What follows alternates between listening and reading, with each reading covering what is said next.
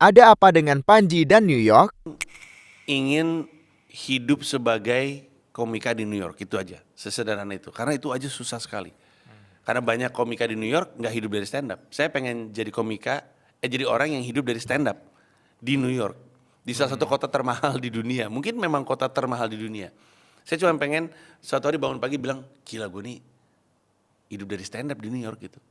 Itu yang pengen dicapai gitu. Pengen jadi bagian dari orang-orang yang jadi stand up comedian di New York. Ada Jerry Seinfeld, ada Chris Rock, ada Trevor Noah, ada Ronnie Cheng, ada Eddie Murphy. Ini adalah nama-nama komika-komika legend yang tinggalnya di sana. Pengen jadi bagian dari itu aja. Gila gue satu grupingan gitu sama dia.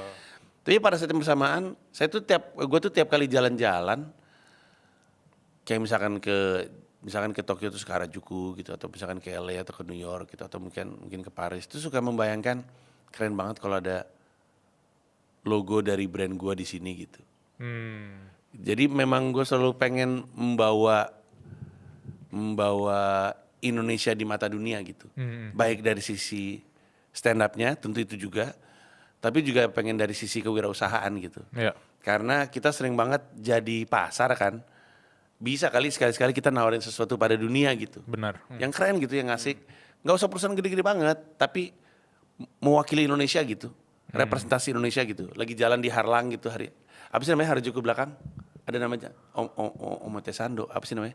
Julukannya Harlang, Harajuku belakang. Harajuku belakang ya. Iya, tapi ada nama jalannya. Ngelihat di antara begitu banyak logo-logo fashion, tiba-tiba ada logo dari Indonesia, kan keren kan. Jadi ada cita-cita itu juga, pengen bawa benderanya Comika, perusahaan gua tuh ke luar negeri, ke New York. Pada saat yang bersamaan ada cita-cita juga untuk membuat Indonesia jadi market, karena komedian tuh suka ngelengkapin Indonesia. Ya Kevin Hart, ya Matt Rife, abis dari Singapura tuh lompat ke Australia. Kadang mampir ke KL, tapi hampir nggak pernah mampir ke Indonesia. Padahal pasar kita gede. Mungkin karena industri stand up-nya tuh belum dilihat gitu Bisa jadi. oleh mereka, dan itu yang pengen dibangun juga gitu. Makanya mulai pelan-pelan bawa komika dari Amerika Serikat ke Indonesia untuk menjadikan Indonesia sebagai market. Jadi mimpinya berlapis-lapis. Belum lagi mimpi untuk keluarga, untuk anak-anak, dengan mimpi dan cita-cita mereka berada di New York mungkin akan lebih membantu mereka mencapai mimpinya. Ya udah, akhirnya itulah yang kemudian jadi alasan kenapa pindah ke New York.